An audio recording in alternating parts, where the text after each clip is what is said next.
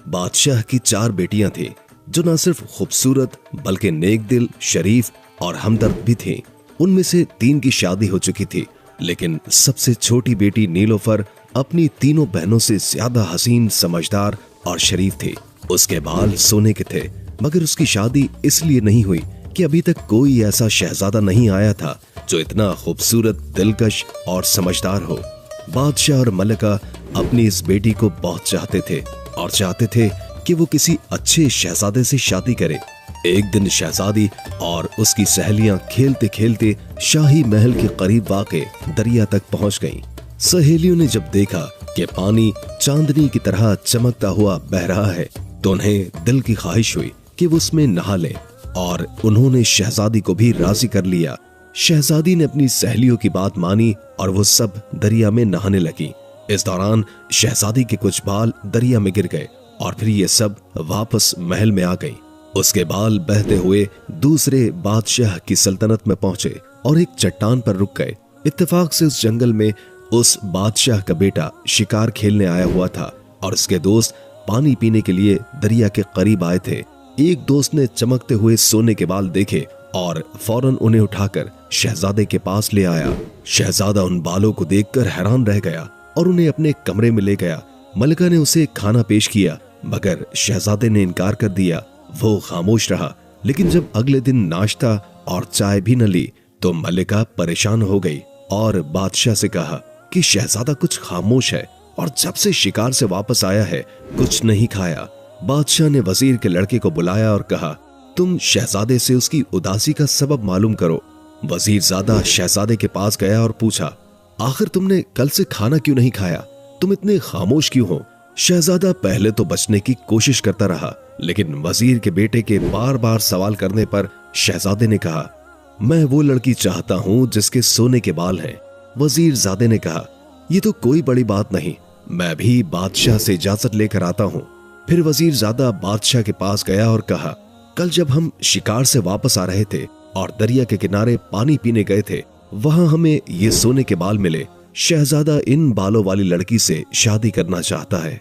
बादशाह ने यह सुनकर शहजादे को बुलाया और कहा, तुम खाना खाओ, मैं हुक्म देता हूँ कि सोने के बाल वाली लड़की को तलाश किया जाए। बादशाह ने इस हुक्म के साथ कोतवाल को भेजा कि वो फौरन लड़की की तलाश शुरू कर दे। कोतवाल ने हुक्म मिलते ही सिपाहियों को मुख्तलिफ इलाकों में रवाना कर दिया, मगर 1 हफ्ते तक सोने के बालों वाली लड़की का कुछ पता न चला। शहजादे को जब मालूम हुआ तो बीमार पड़ गया। बादशाह शहजादे की बीमारी से परेशान हो गया और ऐलान कर दिया कि जो कोई भी सोने के बालों वाली लड़की का पता बताएगा उसे भारी इनाम दिया जाएगा। इनाम की लालच में बहुत से लोग तलाश शुरू कर गए, मगर लड़की का कोई सुराग न मिला और शहजादे की हालत खराब होती गई। आखिरकार बादशाह ने वजीर से कहा, अगर 1 महीने में सोने के बालों वाली लड़की का पता न चला तो मैं तुम्हें सजा दूंगा। वजीर ने ये सुना तो अपने घर आकर कहा, अब मेरी मौत करीब आ गई है, लेकिन मुझे यकीन है कि मैं सोने के बालों वाली लड़की का पता खुद लगा लूंगा। आखिरकार वजीर ज़ादे ने एक चूड़ियां बेचने वाले का रूप धार लिया और दरिया के किनारे चलना शुरू कर दिया। जहां भी कोई गांव आया वहां जाकर चूड़ियां बेचता और चूड़ियां ले लो की आवाजें लगाता। गांव की लड़कियां जब ये आवाजें सुनती तो बाहर आ जाती। वजीर हर लड़की के बाल भी देखता। 20 दिन गुजर गए, मगर उसका कोई सुराग न मिला और वो परेशान हो गया कि अब उसका कत्ल हो जाएगा। वो जल्दी से सफर करता रहा और आखिरकार शहजादी नीलोफर के शहर पहुंचा। वहां भी चूड़ियां बेचता रहा, लेकिन किसी को भी सोने के बालों वाली लड़की का पता न मिला। जब वो चूड़ियां बेचता तो हर लड़की से यही सवाल करता, हमारे मुल्क में एक लड़की है जिसके सोने के बाल हैं, क्या तुम्हारे यहाँ भी ऐसी लड़की है? लड़कियां सर हिलाकर जवाब देती थीं कि वो इस बारे में कुछ भी नहीं जानती। एक दिन जब महीने के खत्म होने में सिर्फ चंद दिन बाकी थे, वजीर ज़ादे को खजानेदार की बेटी ने चूड़ियां खरीदने के लिए बुलाया। जब वो उस लड़की को चूड़ियां पहना रहा था तो उसने उससे भी वही सवाल किया जो वो अक्सर लड़कियों से पूछता था, हमारे मुल्क में एक लड़की के सोने के बाल हैं, क्या तुम्हारे यहाँ भी किसी के सोने के बाल हैं? लड़की ने कहा कि वो शहजादी नीलोफर को जानती है और उसके बाल सोने के हैं। वजीर ज़ादा ये सुनकर बहुत खुश हुआ, लेकिन उसने फौरन कहा, ये गलत है, शहजादी के बाल सुनहरी होंगे, सोने के नहीं हो सकते, तुम गलत कह रही हो। लड़की ने गुस्से में कहा, मैं झूठ नहीं बोल रही हूँ, वजीरजादे ने जवाब दिया, और नहीं तो क्या। इस पर लड़की मजीद गुस्से में आई और कहा, अगर मैं तुम्हें शहजादी के सोने के बाल लाकर दिखा दूं तो? वजीरजादे ने फौरन कहा, अगर तुमने शहजादी के सोने के बाल दिखा दिए तो मैं तुम्हें ये कीमती चूड़ियां मुफ्त दे दूंगा, लेकिन अगर तुम गलत निकली और शहजादी के बाल सोने के न हुए तो तुम्हें मुझसे शादी करनी पड़ेगी। लड़की ने यह शर्त कबूल कर ली। वजीरजादा वहां से चला गया। लड़की शाम को शहजादी के पास गई और बातों के दौरान चुपके से एक बाल तोड़ लिया। फिर शहजादी से इजाजत लेकर घर वापस आ गई। अगले दिन वजीरजादा जब चूड़ियां बेचते हुए लड़की के घर के करीब से गुजर रहा था तो लड़की ने उसे बुलाया और शहजादी के सोने का बाल उसके सामने रख दिया। देखो, अब यकीन आया? लड़की ने कहा। वजीरजादा मुस्कुराकर बोला, वाकई तुम सच कहती थी, तुमने शर्त जीत ली, अब ये सब चूड़ियां तुम्हारी हैं। लड़की ने चूड़ियां अपने पास रखी और वजीरजादा फौरन वहां से रवाना हो गया। उसने एक घोड़ा खरीदा और अपने मुल्क की तरफ रवाना हो गया, क्योंकि महीने के खत्म होने में सिर्फ 2 दिन ही बाकी थे और उसका शहर यहाँ से बहुत दूर था। वजीरजादा दिन रात घोड़ा दौड़ाता रहा, लेकिन शहर काफी दूर था। उधर महीना खत्म हो गया और बादशाह ने वजीर को बुलाकर पूछा, क्या तुमने सोने के बालों वाली लड़की का पता लगा लिया? बेचारा वजीर बोला, वजीरजादा खुद उसकी तलाश में गया है। बादशाह गुस्से में आ गया और कहा, महीना पूरा हो चुका है और शहजादा सख्त बीमार है, उसके बचने की कोई उम्मीद नहीं रही और तुमने अभी तक कुछ नहीं किया, इसलिए आज तुम्हें कत्ल कर दिया जाएगा। बेचारा वजीर रोता हुआ बादशाह से मिन्नतें करता रहा, लेकिन बादशाह ने गुस्से में कहा, यह नामुमकिन है। शाम के 4 बजे एक बड़े मैदान में सब लोग जमा हो गए। वजीर को पकड़कर उसके हाथ को बांधकर बिठा दिया गया। बादशाह ने जल्लाद को हुक्म दिया कि वजीर का सर काट दिया जाए। जल्लाद ने तलवार उठाई ही थी कि वजीरजादे की आवाज आई, रुको, कत्ल न करो, मैंने सोने के बालों वाली लड़की का पता लगा लिया है। जल्लाद फौरन रुक गया और वजीर की रस्सियां खोल दी गई। वजीरजादा बादशाह के पास आया और कहा, यहाँ से 200 मील दूर बेजूनगर शहर है, वहां की सबसे छोटी शहजादी नीलोफर के बाल सोने के हैं। शहजादा वजीरजादे की बातें सुनकर बहुत खुश हुआ और उसका शुक्रिया अदा किया। वजीर ने बादशाह से कहा कि शहजादा चलने के लिए तैयार है, अगर अल्लाह ने चाहा तो वो कामयाब लौटेंगे। बादशाह ने इस बात पर तैयारी का हुक्म दिया और एक कासिद रवाना किया कि वहां के बादशाह को उनकी आमद की इत्तला दे। चंद दिनों के बाद बादशाह और सल्तनत के बड़े लोग शहजादे के दोस्त वजीरजादे के साथ शहजादी नीलोफर के शहर की तरफ रवाना हुए। ये लोग आराम से सफर करते हुए 12वें दिन शहजादी के शहर में पहुंचे। चूंकि कासिद ने आमद की इत्तला दे दी थी, इसलिए मुल्क के बादशाह ने बड़ी धूमधाम के साथ उनका इस्तकबाल किया और उन्हें आराम से ठहरा लिया। दूसरे दिन बादशाह ने शहजादी नीलोफर से कहा, अब तुम हमें अपनी शराइत बताओ। शहजादी ने जवाब दिया, आप आज दरबार भरें, मैं शहजादे से सवालात पूछूंगी। इसके बाद शहजादी अपनी सहेलियों के साथ कुर्सी पर बैठी और शहजादा कीमती तख्त पर बैठा। दरबार में सल्तनत के बड़े लोग भी मौजूद थे। शहजादी की सहेली ने सबको सलाम किया और फिर शहजादे से सवाल किया, आप हमारी अक्लमंद शहजादी के सवाल का जवाब दें, अक्ल क्या खाती है? ये सवाल सुनकर दरबार में सन्नाटा छा गया और शहजादा परेशान हो गया। वो कुछ समझ नहीं पाया तो उसने वजीरजादे की तरफ देखा। वजीरजादे ने आंखों से इशारा किया। शहजादे ने उसे समझकर कहा, तुम अपनी शहजादी से कहो कि यह सवाल बहुत ही मुश्किल है और मुझे 1 दिन की मोहलत दे ताकि मैं इसका जवाब सोच सकूं। शहजादी की सहेली वापस गई और फिर आकर कहा, शहजादे को 1 दिन की मोहलत दे दी गई है। ये सुनकर बादशाह ने दरबार बर्खास्त कर दिया और सब अपने अपने घरों को रवाना हो गए। रात को बादशाह, शहजादा और दूसरे लोग मेहमान खाने में सो रहे थे। शहजादे ने वजीरजादे से पूछा, इस सवाल का क्या जवाब दूं? वजीरजादा खुद परेशान हो रहा था और कहा, अभी तक मुझे कोई जवाब नहीं आया। रात वजीरजादे ने सोचा, लेकिन कोई हल न मिला। सुबह हुई, सबने नाश्ता किया और फिर सो गए। खाने का वक्त आया मगर जवाब अभी तक नहीं आया। फिर चाय के बाद बादशाह के दरबार में बुलाया गया। बादशाह और उसके दरबारी दरबार में पहुंचे, लेकिन शहजादा गमगीन होकर बड़ी मुश्किल से उठा। वजीरजादा कमरे में बैठा था। जब शहजादा उसे लेने गया तो वजीरजादे की आंखों में आंसू थे। शहजादे ने बड़े अफसोस से पूछा, वजीर साहब, आप इतने गमगीन क्यों हैं? वजीरजादा फौरन दौड़कर शहजादे से लिपटकर मुस्कुरा दिया। शहजादे ने पूछा, तुम्हें खुशी किस बात की हुई? वजीरजादे ने चुपके से शहजादे के कान में कुछ कहा। यह सुनकर शहजादा हंसते हुए बाहर आया। बादशाह ने दोनों को हंसते देखा और सवाल किया, अभी तक तो तुम गमगीन थे और अब हंस रहे हो, आखिर बात क्या है? शहजादे ने कान के पास जाकर धीरे से कुछ कहा। यह सुनकर बादशाह भी खुश हो गया और हंसी खुशी दरबार में ये तमाम लोग पहुंच गए। शहजादा तख्त पर जाकर बैठा। शहजादी की सहेली ने आकर कहा, ऐ शहजादे, हमारी अक्लमंद शहजादी पूछती है कि अक्ल क्या खाती है। शहजादे ने मुस्कुराकर जवाब दिया कि ऐ शहजादी की सहेली, तुम अपनी अक्लमंद शहजादी से कह दो कि अक्ल गम खाती है। शहजादे का इतना कहना था कि सारा दरबार तालियों से गूंज उठा।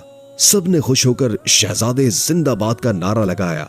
बाद में शहजादी की सहेली ने आकर पूछा, ऐ अच्छे, बहादुर और अक्लमंद शहजादे, हमारी नेक दिल, हंसमुख और अक्लमंद शहजादी पूछती है कि ये बताइए कि अक्ल पीती क्या है। दूसरा सवाल सुनकर वो सब अक्लमंद लोग घबरा गए और सारे दरबारी शहजादी के सवाल को सुनकर ताज्जुब करने लगे। शहजादे ने पहले रोज की तरह आज भी एक दिन की मोहलत मांगी और दरबार बर्खास्त हो गया। ये सवाल इस कदर टेढ़ा और मुश्किल था कि सब लोग घबरा रहे थे और आज तो वजीरजादा भी खासा परेशान था। सभी ने अलग अलग जवाबात सोचे। कोई कहता कि अक्ल आंसू पीती है, किसी की राय थी कि अक्ल खून पीती है, बास कहते थे कि फिक्र को पीती है। इसी राय में 24 घंटे गुजर गए और दरबार जाने का वक्त आ गया। कुछ देर के बाद आदमी बुलाने आया और ये सब रंजीदा और खामोश दरबार की तरफ रवाना हुए। रास्ते में बादशाह को गुस्सा आ गया और उसने बड़े गुस्से से कहा, मैं पहले ही कहता था कि ना चलो, मगर ये जिद्दी शहजादा ना माना और आज मुझे और मेरे सब दरबारियों को इसकी वजह से शर्मिंदगी उठानी पड़ेगी। उसे गुस्सा करते देख एकदम वो जोर से हंसने लगा। बादशाह ने उसकी गुस्ताखी पर मुड़कर उसकी तरफ देखा और गुस्से से कहा, तुम्हें शर्म नहीं आती कि हम सब परेशान हो रहे हैं और आज भरे दरबार में जलील होना पड़ेगा और तुम हंस रहे हो।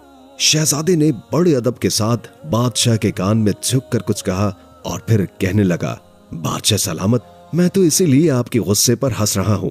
बादशाह उसकी बात सुनकर मुस्कुराने लगा और फिर वजीरजादे ने शहजादे को बुलाया और चुपके से उससे कुछ कह दिया। पता नहीं क्या बात कही कि शहजादा भी बेइख्तियार हंसने लगा।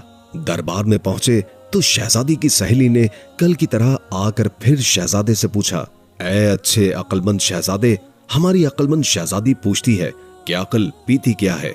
शहजादे ने हंसकर जवाब दिया, ऐ अक्लमंद शहजादी की अच्छी सहेली, जाओ शहजादी से कह दो कि ये तो बहुत ही आसान सवाल है। अरे अक्ल गुस्सा पीती है। इतना कहना था कि दोनों सल्तनत के लोग खुशी से उछल पड़े और जोर जोर से वाह वाह वाह वाह कहने लगे।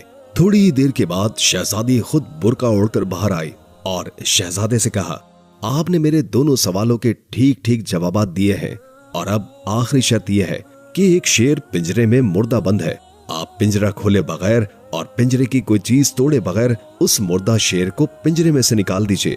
ये सुनकर सब लोग बेहद घबराए और शहजादे ने एक दिन की मोहलत मांगी और दरबार बर्खास्त हो गया। जब शहजादा अपने मकाम पर आया तो उसने वजीरजादे से कहा, अब क्या होगा? वजीरजादे ने कहा, ये तो मेरी भी समझ नहीं आ रहा, आप फिक्र न करें, मैं सोचूंगा। दूसरे दिन वजीरजादे ने फिर चूड़ी वाले का भेष बदला और खजांची के मकान पर पहुंचा। लड़की ने जो उसकी आवाज सुनी तो उसे बुला लिया। वहां पहुंचे तो खजांची की लड़की ने कहा, तुम चूड़ी वाले के भेष में हो, तुम शहजादे के कोई साथी मालूम होते हो। पहले भी तुम मुझे धोखा देकर शहजादी का पता चला कर गए थे, बताओ तुम कौन हो? वजीरजादे ने हंसकर कहा, ऐ अच्छी और नेक दिल लड़की, मैं शहजादे का दोस्त हूँ और शहजादे के मुल्क के वजीर का लड़का हूँ। लड़की ने कहा, अब तक तो तुम्हारा दोस्त शहजादा जीत रहा है, मगर आज वो नहीं जीत सकता। लड़की की ये बातें सुनकर वजीरजादा रोने लगा। लड़की ने उसे जो रोते देखा तो कहा, ऐ वजीरजादे, तुम रोते क्यों हो? वजीरजादे ने रोते हुए जवाब दिया, मैं तुमसे शादी करना चाहता हूँ और मुझसे शहजादे ने वादा किया था कि अगर उससे शहजादी की शादी हो जाएगी तो वो यहाँ के बादशाह से कहकर मेरी शादी तुमसे करा देगा, मगर शहजादा शर्त हार जाएगा और उसकी शादी तुम्हारी शहजादी नीलोफर से नहीं होगी। उसका नतीजा ये होगा कि मेरी शादी भी तुमसे नहीं हो सकेगी। मैं इसलिए रो रहा हूँ।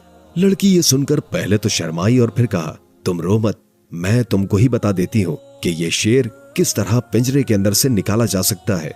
वजीरजादे ने हंसकर कहा, बताओ। खजांची की लड़की ने कहा, दरअसल इस पिंजरे के अंदर असली शेर नहीं है, बल्कि एक मोम का शेर बिल्कुल असल शेर की सूरत का बनाकर खड़ा कर दिया गया है और उस पर रंग फेर दिया गया है। अगर लोहे की एक गर्म सलाख जो आग पर सुर्ख कर ली जाए उस शेर के पेट में घोंप दी जाए तो उसका मोम पिघलकर पिंजरे से बाहर आ जाएगा और इस तरह शहजादी की ये शर्त भी पूरी हो जाएगी कि बगैर पिंजरा खोले शेर को बाहर निकाल दिया जाए। ये सुनकर उसने खजांची की लड़की का बहुत बहुत शुक्रिया अदा किया और वहां से फौरन दौड़ता हुआ शहजादे के पास आया और फिर उसे अलग ले जाकर ये सारा किस्सा कह सुनाया। शहजादा ये सुनकर बहुत खुश हुआ और फौरन जाकर बादशाह को इसकी इत्तला दी। बादशाह ने वजीरजादे की अक्लमंदी की बड़ी तारीफ की और कहा कि वो यहाँ के बादशाह से कहकर खजांची की लड़की से उसकी शादी जरूर करवाएगा। शाम को लोग बड़े इत्मीनान से दरबार में पहुंचे और शान से जाकर अपनी अपनी जगह पर बैठ गए। थोड़ी ही देर के बाद शहजादी बाहर आई और शहजादे से कहा, आप शर्त पूरी करने के लिए तैयार हैं या वापस जाना चाहते हैं? शहजादे ने हंसकर कहा, ऐ अक्लमंद शहजादी, मैं अकेला वापस नहीं जाना चाहता, बल्कि आपको भी अपने साथ ले जाना चाहता हूँ और आपकी शर्त को पूरा करने के लिए तैयार हूँ। शहजादी ने हुक्म दिया कि शेर का पिंजरा लाओ। थोड़ी देर के बाद शेर का पिंजरा लाया गया और उस पिंजरे के अंदर एक शेर बंद था और ऐसा मालूम होता था कि सचमुच का कोई जिंदा शेर पिंजरे के अंदर खड़ा है। कारीगरों ने उस मोम के शेर को इस अच्छे तरीके से बनाया था कि ये पहचानना मुश्किल था कि ये नकली शेर है। सब दरबारी उसे देखकर बहुत हैरान हुए कि इस जिंदा शेर को शहजादा बगैर पिंजरा खोले या पिंजरा तोड़े बगैर किस तरह से बाहर निकालेगा। पहले तो शहजादे ने उठकर पिंजरे को अच्छी तरह देखा और फिर शेर को बड़ी देर तक देखता रहा और फिर हुक्म दिया कि एक लोहे की बड़ी सी सलाख लाई जाए और बहुत सी आग सुलगाई जाए। हुक्म की तामील की गई। जब आग सुलगाई गई तो शहजादे ने उस सलाख को आग के अंदर रख दिया। सब लोग शहजादे की इस हरकत पर ताज्जुब करते रहे और उनकी समझ में कुछ भी ना आया कि शहजादा क्या कर रहा है। जब 1 घंटा गुजर गया तो शहजादे ने सलाख उठाकर शेर के पिंजरे के अंदर शेर के पेट में उस आग को घोंप दिया। गर्म लोहा जो मोम के शेर पर लगा तो फौरन पिघलने लगा और थोड़ी ही देर के बाद सब मोम बहकर पिंजरे के बाहर आ गया। ये देखकर सब लोगों ने खूब शोर मचाया। शहजादे ने कहा, ऐ अक्लमंद शहजादी, मैंने बगैर पिंजरा खोले या तोड़े इस शेर को बाहर निकाल दिया है। अब आप बताइए आपकी क्या शर्त है? शहजादी शर्माकर ये कहती हुई अंदर चली गई। ऐ अक्लमंद शहजादे, आप सभी शर्तें जीत चुके हैं। शहजादे की शादी बड़ी ही धूमधाम के साथ शहजादी से हो गई। 4 दिन के बाद शहजादे ने उस मुल्क के बादशाह से कहा कि वजीरजादे की शादी इसी मुल्क के खजांची की लड़की से करा दी जाए। इस शादी में शहजादे और बादशाह ने खूब रुपया पैसा खर्च कर दिया और शहजादे की शादी से ज्यादा शानदार तरीके पर वजीरजादे की शादी की गई। इसके बाद शहजादा, शहजादी नीलोफर, वजीरजादा और खजांची की लड़की तमाम दरबारियों को लेकर अपने मुल्क में वापस आ गए। यहाँ कई रोज तक शादी की खुशी में गरीब मोहताजों को खूब रुपया पैसा बांटा गया। कुछ ही दिन के बाद बादशाह ने अपनी जगह शहजादे को बादशाह बना दिया। शहजादे ने अपने दोस्त वजीरजादे को अपना वजीर मुकर्रर किया और वजीरजादे के अब्बा की पेंशन मुकर्रर कर दी और फिर ये सब लोग बड़े ऐशो आराम से रहने लगे और रियाया की भलाई के लिए दिन रात काम करने लगे। ये कहानी हमें ये सिखाती है कि अक्ल, मोहब्बत और इज्जत नफ्स इंसान की जिंदगी की सबसे अहम चीजें हैं और यही वो चीजें हैं जो इंसान को कामयाब बनाती हैं। प्यारे दोस्तों, अगर आपको कहानी पसंद आई हो तो बराए मेहरबानी लाइक करें, चैनल को सब्सक्राइब कीजिए और मजीद दिलचस्प कहानियां देखने के लिए हमारे साथ जुड़े रहिए। शुक्रिया।